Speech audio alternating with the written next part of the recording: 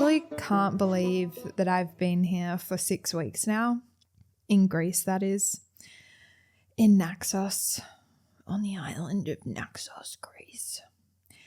It's been a great time. In case you were wondering, they have a phrase here, siga siga, and it means slowly, slowly. And they definitely live up to that. Things are very slow here. Things are very closed here. That's what you get when you come in. I don't even know if I can call it the shoulder season. It's definitely not peak season. I don't know if it classifies as a shoulder season. I remember when I rocked up here and people were like, what are you doing? They're like, yeah. I mean, but it's still been really great. So I got here on the 20th of March and it's now the 29th of April and I leave in a few days. So it's been cool. Like I said, a very sleepy kind of vibe. A lot of things are closed. Although every week that I've been here, I've noticed it. There's a few more tourists coming through. There's one more shop open, then the next week it's another shop, then another shop, then another shop. But as we know, I'm fine with that. There's a plane going over above.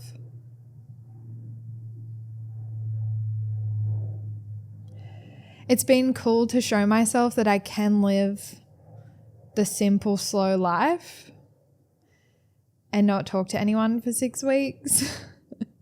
Joking.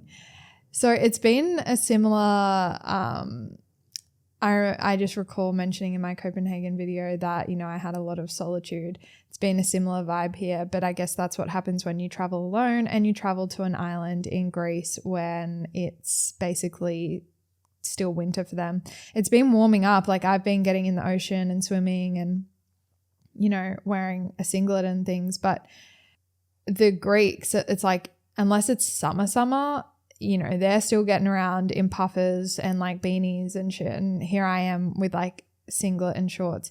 I used to be like a cold frog. That's what my parents would call me because my nickname is also Frog for those that wanted to know that.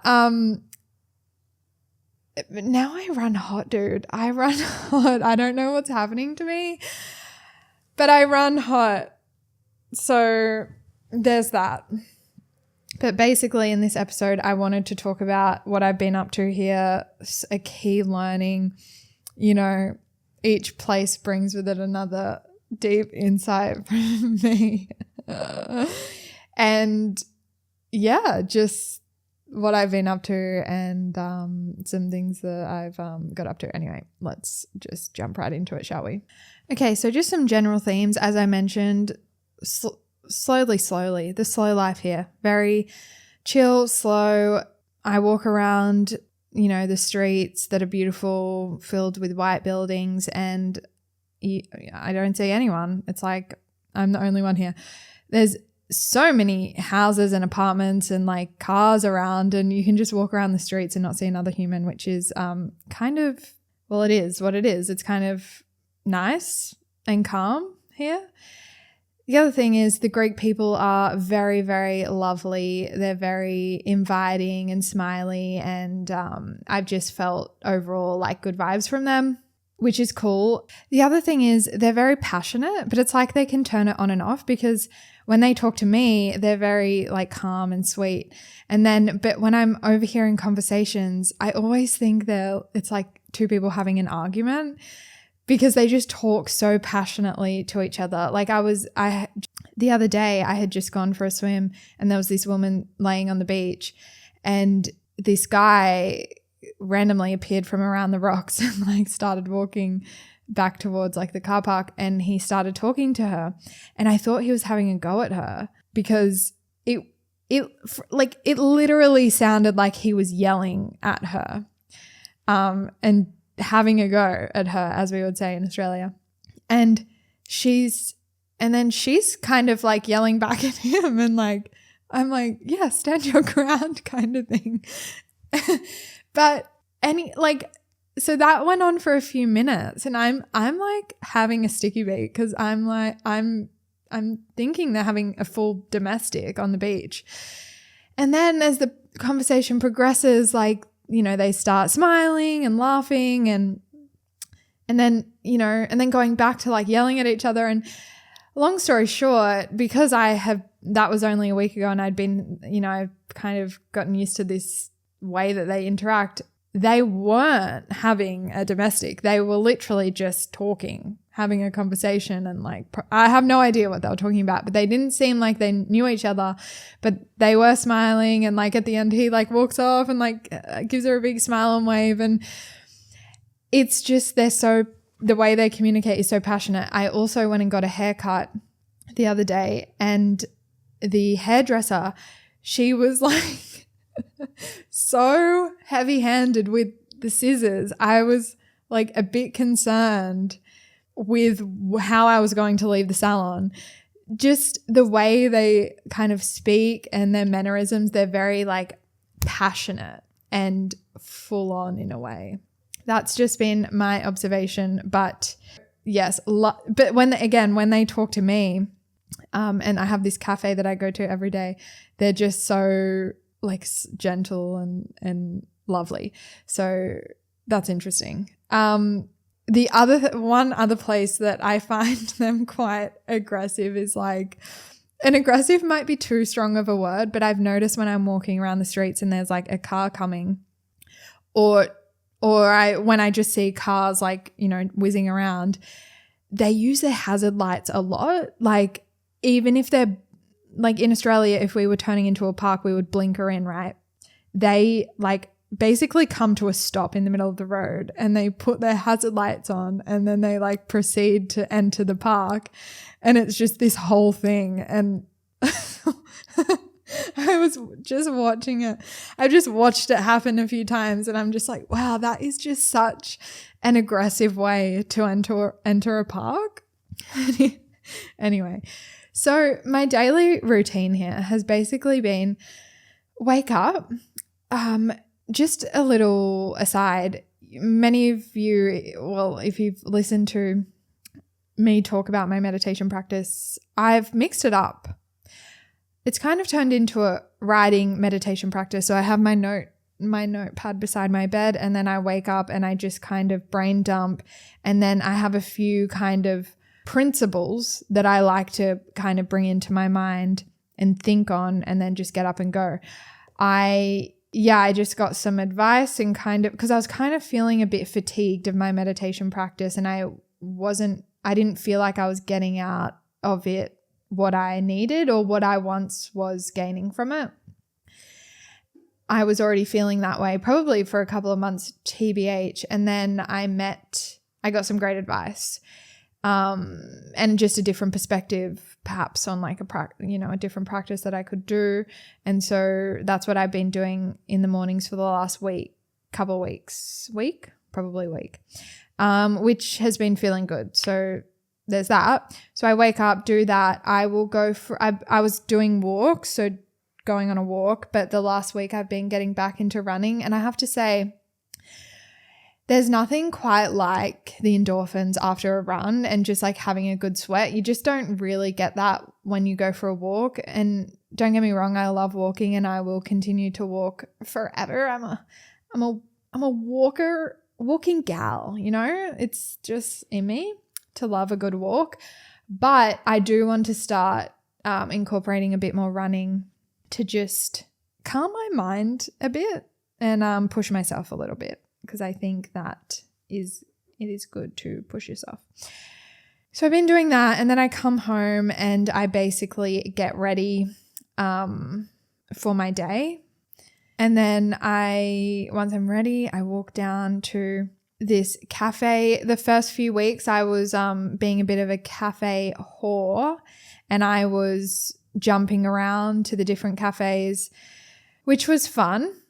But then maybe 3 weeks in, this cafe opened, maybe it was 4 weeks in, this new cafe opened down at the port, which just takes me straight to a Pirates of the Caribbean movie. I'm not sure why, but it's a beautiful place.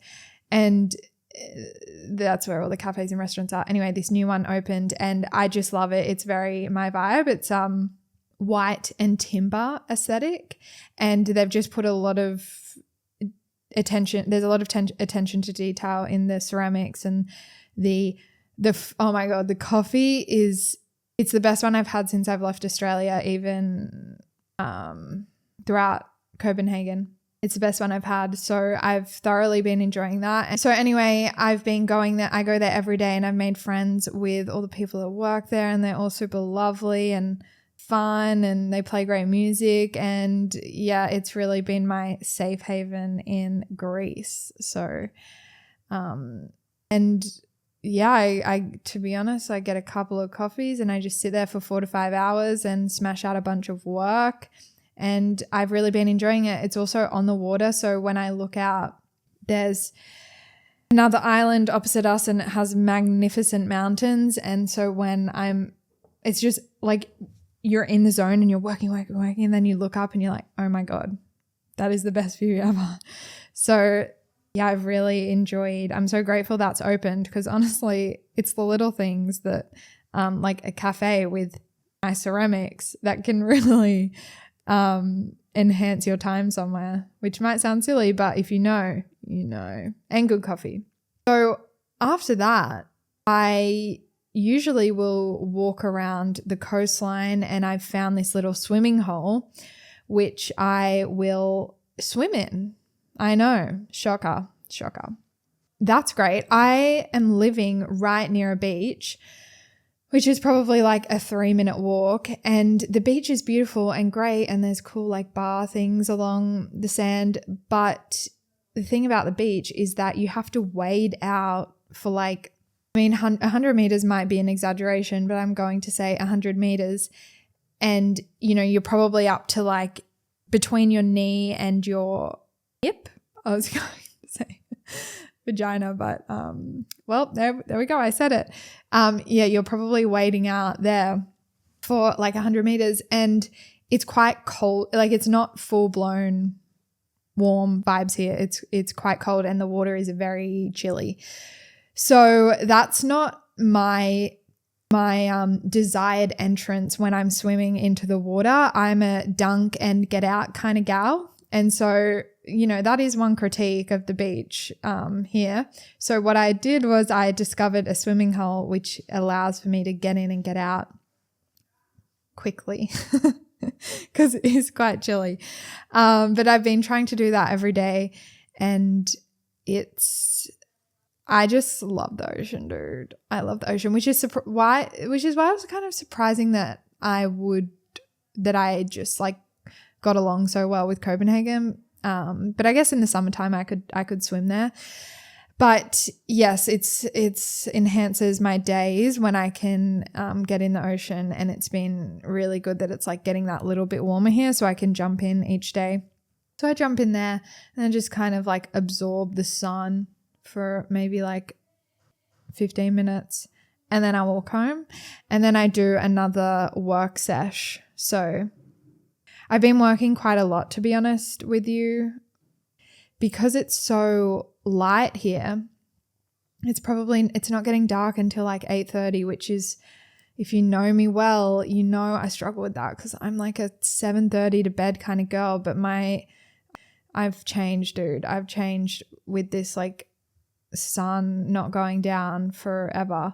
I haven't been going to bed till like 10:30, 11, which, oh my God, saying that out loud, I'm like, who am I? I don't even recognize myself anymore. But I have been working quite a lot, which I'll touch on in a second why. But yeah, that's basically my day in a nutshell. Every day I did, and I got sorry, my hand's stuck in my, sorry, I have this tiny little coffee cup, and I just put 2 fingers in the holder. Oh fuck, I put on my laptop. No, 1 second, guys.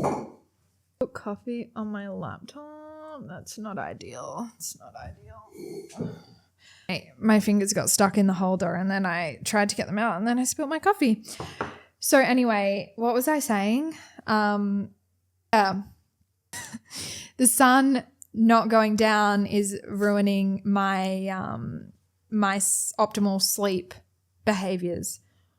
But it is what it is, and it's not going to end anytime soon because I'm going to be in Europe for summer, and I'm going to have to get used to it. So there's that. I did forget to mention, because I want to show some of the footage here, is that on my walks or my runs, I go along the port, and then there's a couple of there's like this one peak that it's not a peak, it's like slightly elevated, and I go up to the top there, and then there's some mountains out the back with a little track along it, which I'll show you now. And I basically, it's quite hilly, and so I go for a walk over there and then walk along the mountains along the coast, and it's stunning and so beautiful. And I've really enjoyed doing that of a morning. After I record this, I'm going to go walk along there. So beautiful. It's so beautiful. I remember the first time I did that, and it was such a calm day. The ocean was super clear. It gets quite windy here, so when those days come, it's so freaking beautiful. Anyway, it was like that on one of my first days. And I had gone along the mountains, and I'd gone out on the cliff kind of area, and I was just surrounded by these huge mountains. But then I was looking out to the horizon, and the water was crystal clear blue, and I was just like, what the heck, dude? This is so wild. I'm in Greece. Like, what? So that was a bit of a cool moment. And yeah, I just wanted to show you some visuals of that because it's stunning. So what else have you been doing, Jess? Well, honestly, I've just been existing here, and it's been great. I have explored. I hired a car one weekend, and I went away to the villages up in the mountains, and they were very, very special. They were very special. I'll show you some clips of that.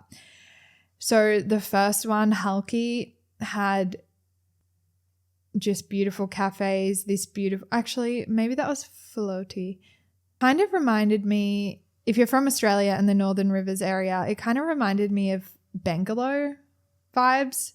There was just these beautiful cafes and little stores, and there was this stunning tree that kind of shaded this one cafe in particular, and I was like, that is where I need to go and sit under that freaking beautiful tree and drink a coffee. And so I did that, and it was very enjoyable. When I was talking to a few people, they said, yeah, you can do this like trek there, and I was like, okay, cool. But really it was just a walk through all of the houses, and there was a church that I walked past, but really it was just like apartments and houses, but beautiful Greek style, like all beautiful white buildings and stunning doors, and the beautiful pebbled pathways and things. So I just walked up there for maybe like half an hour. You could have kept going probably up the mountain. And again, that was stunning and enjoyable as well. And it's just really cool being able to visit these different countries and see how people design their lives basically, and their homes, and how they organize things. And yeah, it's inspiring. Yeah, after I sat there and had a coffee, I went up to the last village, which I'm not even going to try and pronounce. When I was at the cafe the other day and I was telling the guys there about where I went, they were teaching me how to say this name, and they were just laughing their heads off because like my mouth just couldn't do what they were doing. And it's so wild that like I was literally trying my hardest to say this word. Like, how hard is it to say a word, right? But I couldn't. I literally couldn't. And it was actually quite a beautiful moment because they were just laughing their heads off. And I know they were laughing at me, but like, I love that. I just love people laughing in general. Anyway, that was a bit off topic, but so yeah, I went to this last place, and I got the greatest meal I've had since I've been in Greece. And I'm sure that all of us, we kind of associate when we think of a country, well, this is true for me at least, when I think of a place that I'm visiting, I have a meal that I associate with the place. Like Italy, for example, bolognese, like that is the first meal I'm going to get. Here, and this might be a bit niche, I'm not sure why this is the meal I associate with here, but I randomly love sardines, okay? I don't know why there's stigma around sardines. You know, if you have stigma around sardines, I would encourage you to check yourself. But that I just love them. I think they're delicious. They're salty, and even though they're incredibly small, they have like this great texture to them. And that's that. So the meal I associate is sardines on rusks. So that's what they do here. It's like the baked bread, like the crunchy bread. Sardines on toast, essentially, on the rusks. That's what I associate. That's my, dream Greek meal. Haven't been able to find it here. Been able to find sardines, been able to find rusks, but not together on the menu, which has been mildly disappointing / extremely disappointing. So when I went up there and I saw it on the menu, I was actually on the phone to my sister and I was like, hey, I just thought I'd call because like I haven't spoken out loud today. And so we had a chat while I like walked around and explored the village there and took some photos and videos and stuff. And then on my way out, I just was like, I'll just look at the menu here because I am kind of hungry. And they had sardines on rusks. And I was like, I'm sorry, but I have to sit down and order this. So I did. And it was literally the best thing I've ever eaten. Can I say in my life? I don't know. The circumstances were all very conducive of like a great experience. I was looking out at the mountains and it is the one meal that I associated with Greece that I'd yet to have. And then I was having it and it was, a bit chilly up there. It was beautiful. So the experience was also there, but it was pretty freaking good. So it was the rusk, the homemade tomato herb saucey thing, but like chunky, and then the sardines on top, and then of course olive oil and salt. And I'm sorry, but just stick a fork in me because that was the greatest meal of my life. Oh my God, I just said it. I think it was the greatest meal of my life. Now that I'm explaining it and talking about it, I feel quite connected to that meal. Anyway, so honestly, that whole hiring of the car and driving up there, that was enjoyable. But it was all made by that one meal. And just a note on the hiring of the car, when I hired the car, I was going to hire a motorbike, and it was the same price to hire a car. And I was like, well, it is a bit chilly and, it'd be nice to like sit in a car. So I ended up hiring a car and minimal questions were asked. I just showed them my license and then I jumped in the car, and I obviously knew that they drive on the opposite side of the road. So I was prepared for that. But then I jumped in the car and I was like, oh yeah, they drive, the car is organized so that I drive on the opposite side as well as to what I would drive in Australia. I was like, sweet, that's cool. Oh, it's also a manual. That's cool. I know how to drive manual. It's just been a while because my last car in Australia was an auto, but it's cool. Like I can handle a manual. But the funny thing is, in Australia, it's very much a thing, like auto and manual, at least in my experience. Like I would say majority of people drive auto for shoresies. But when I hired the car, there was no mention of like, do you drive a manual or whatever. I just jumped in and lucky I could drive a manual because so it was fun. I was on the phone to my sister and she's like, I can't believe you did that. And I was like, you got to do what you got to do, right? So driving on the opposite side of the road, driving on the opposite side of the car, using a manual and using my right hand for the gear stick and then the opposite foot for the clutch. Honestly, it was a bit of a mind fuck, but I only nearly crashed once. And the key word there is nearly. I didn't. And so, yes, I do think I have I think because I've been so used to driving and I don't know, but I just, I think that my peripheral on my right hand side, my peripheral vision is not very good. Or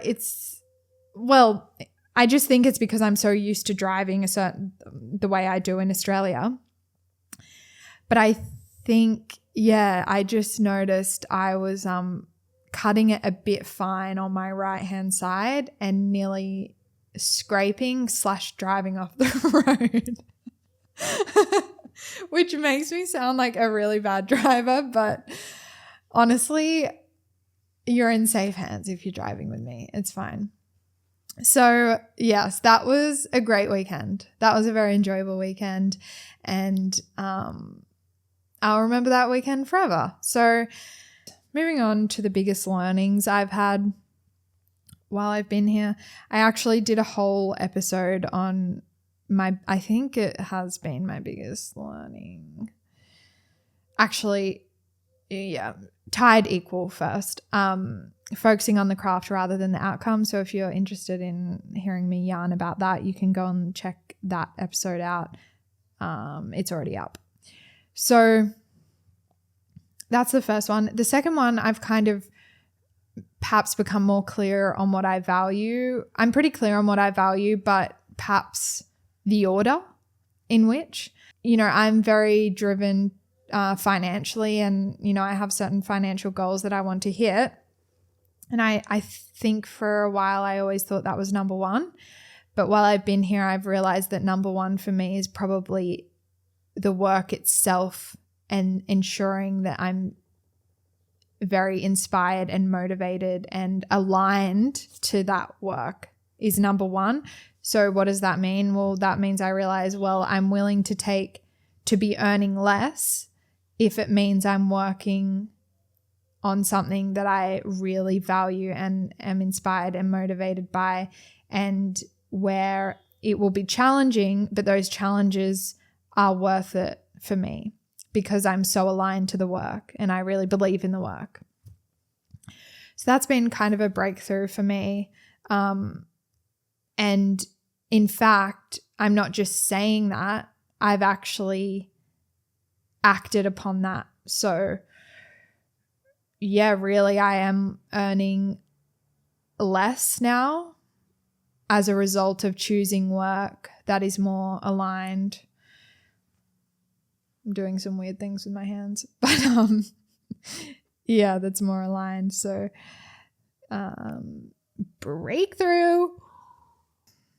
I've also made a large investment into a mentor type situation, more of a group kind of, mentor type situation to help me progress with my entrepreneurial activities. So that's exciting because it was a big investment for me financially, but it feels really good. And I'm like, I feel good. I feel good about it. I feel proud of myself for doing it. Like, stop thinking and talking about it and just do it. That's kind of what I got to. So that has been a cool thing that I've done while I've been here. And a part of that, actually, my website is now up. I've put together basically everything that I know I'm really freaking good at and that I can deliver a lot of value on. And I've basically packaged all of that up into, to be honest, a pretty insane offering. And if you're interested in learning more about that, you can check out my website. I'll put it in the link below. So that's it. That's what I've been. There's some of my biggest learnings from Greece and biggest breakthroughs / I feel like I've made quite a bit of progress here, which is cool. And yeah, next up is Italy, which is going to be a huge vibe.